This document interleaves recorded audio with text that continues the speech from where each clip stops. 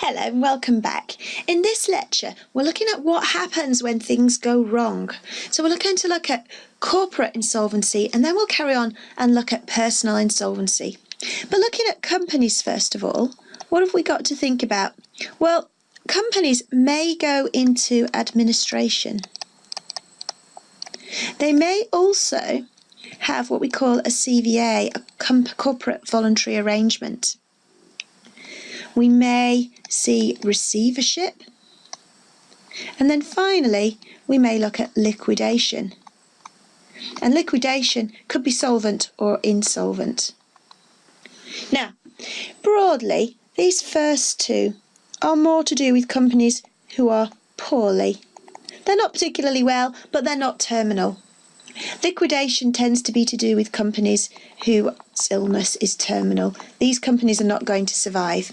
Because the purposes of administration and CVAs is to try and give the company time to recover, time to sort itself out without the pressure of its creditors knocking on the door all the time. A receivership is more specific. Receivership is about a specific debt that's been enforced, and quite often it may trigger administration as a result of the actions of that creditor. So let's start by looking at administration then. So the purposes of administration, it used to have one purpose, which is this first sort of overriding purpose, to try to rescue the company as a going concern. But the latest Insolvency Act has widened that a little bit. So now, if it's not reasonably practicable to rescue the company, it's okay to go into administration if that gets a better deal for the company's creditors. You know, if it's better just to let things play out, call in the contracts, work through the work that it's got on hand, then that's a better way of doing things. Even then, if that's not reasonably practicable either, then it might be worth appointing an administrator to make a distribution to some preferential or secured creditors. So again, just to wind the company up and tidy it up. But there is this caveat there. If he's going to do that, he mustn't unnecessarily harm the interests of other creditors. Now that term's not defined and it's very unlikely you'll be tested on it, but we mention it for completeness. So what is the effect of an administration order? So there we use this word moratorium, and that's basically puts a stop on all sorts of actions, as we'll see in a second, gives the company time to resolve its financial difficulties. So first of all, how do we do it? Well, there's two ways. We can do it in the court or out of court. Now, if you do it in court, you have to show to the court that you're satisfied that the company is or is likely to become unable to pay its debts. And the second bit, the purpose of the order, those three purposes we just looked at, is reasonably likely to be achieved. So unable to pay its debts and likely to achieve the purpose. And who can apply for it? Well, the company, so the shareholders could trigger this, and it's only an ordinary resolution. The directors could do this, creditors could do this, or charge holders. Now, to be a charge holder who can do this, you must be what we call a qualifying floating charge holder, a QFCH. And that basically means that your charge gives you the power to appoint an administrator. Also, your charge must be over substantially the whole of the company's property. So it has to be something quite big. If you're only owed a small amount of money, it's not really fair if you can put the whole company into administration. Now, there are notice requirements. It says there the floating charge holder must notify any other qualifying floating charge holder. Similarly, if the company puts itself into liquidation, it must give notice to qualifying floating charge holders. That's just because they also have the power to appoint an administrator, so they might actually want to have a say in this process. Now, if you go the out of court route, what happens? Well, it's pretty simple really, but it depends slightly who's making the appointment. If it's the company or the directors, then they just have to give notice to any other floating charge holder. It's 5 days if they do it, only 2 days if a charge holder sets the process in motion. And what do they have to do? Well, you file certain documents at court. This isn't the same as going to court, you just lodge them with the court. So, notice of the appointment of the administrator, a statutory declaration saying that you've met those conditions that we just mentioned, and also a statement by the administrator. The administrator is a licensed insolvency practitioner. Therefore, he should know what he's doing. And he won't give that statement unless he thinks the purposes of the administration can be achieved. So what if you go the court route? Well, because we've got the control of the court there, any party, by which I mean the company, its directors, creditors, and also qualifying floating charge holders can use that route. And it's not that different, it's just that this time you have to show the court that you've met those requirements. So the company is or is likely to become unable to pay its debts, the order is likely to achieve its purpose, and that you've given the appropriate notices. And if you are claiming as a qualifying floating charge holder, you just have to show that you've given notice to other charge holders and that your charge does indeed give you the right to exercise this power. Now this worked example here is quite useful actually. It just gives you an idea of when a company might need to use this power. So A sold some goods worth almost £30,000 on credit to B Limited. B Limited hasn't made the payments on time. A knows that B's got financial difficulties, but he really believes in this company. He thinks it can recover. He also knows that B Limited has a loan from the bank secured by a floating charge.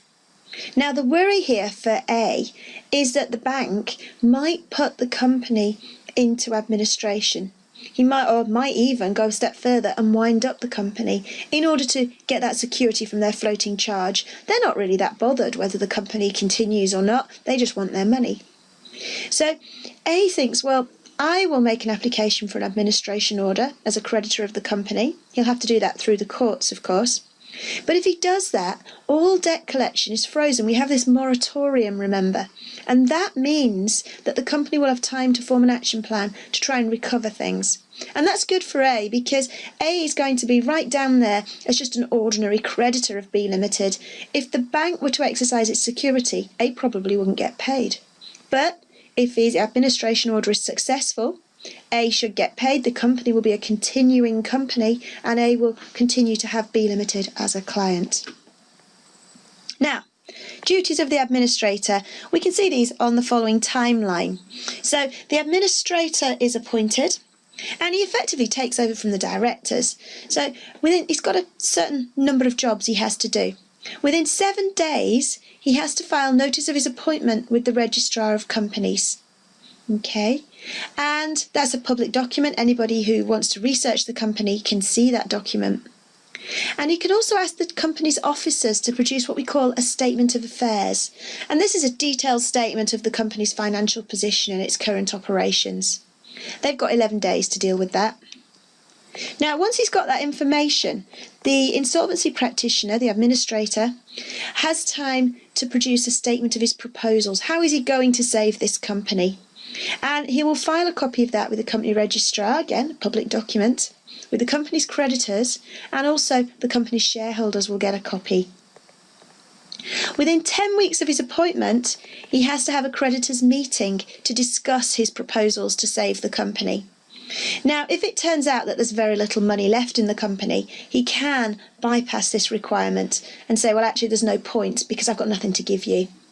The creditors can override that. If you've got 10% of the creditors insist on having a meeting, then it will have to go ahead.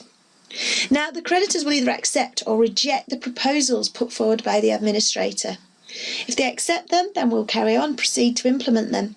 If they reject them, he'll have to go away and come up with some further proposals. If proposals can't be drawn up which meet the approval of the creditors, then they'll have to go back to court, and the court will either make an order approving the proposals or they'll proceed to put the company into liquidation. Now, the normal period of administration is 1 year. However, the administrator can go back to the court only once and ask for an extension of time. If he thinks he's almost there with this company and another 12 months would do it, the court will grant that order. So, on the next page here, we have more details about the consequences of administration. And the key point is this one here. The administrator takes over from the directors. He basically does anything for the management of the affairs, business and property of the company. So what can he do? He can remove directors, he can appoint directors, call meetings, He can make payments to secured or preferential creditors. He can also make payments to unsecured creditors, but he has to show that there was a good reason for this. And generally, we're talking about things like, well, if we don't pay our suppliers, we won't be able to carry on trading. Therefore, we must start paying off some of these invoices. If there is a problem with that, if he can't raise that argument, he might get permission from the court. And then finally, if he thinks that the administration is not succeeding, he can try to wind up the company. Now, if you're a creditor and you don't like the actions of the administrator, you can apply to court for sanctions against the administrator. Now, other consequences of administration, what have we got? Well, the moratorium. This is really important. We've talked about this. All proceedings are stayed, so nobody can take action to wind up a company, for instance, for an unpaid debt. No one can enforce their security for a debt. No one can recover any property that the company has, say, on hire purchase or something like that. The reasons for this is that if the company's trying to recover, if somebody were to take away some key items that they need to use in their business, that company's never going to have a chance. So this moratorium puts a stop on all that whilst the company sorts itself out, gives it the best chance possible. Now, these two here might surprise you. I haven't seen them come up in questions very often, but the administrator has pretty wide powers. He can sell property that's subject to a floating charge without the chargee's consent. So again, that security that the floating chargee has is pretty limp. He can also sell assets that are held on HP, which again is quite surprising. The director's powers are suspended.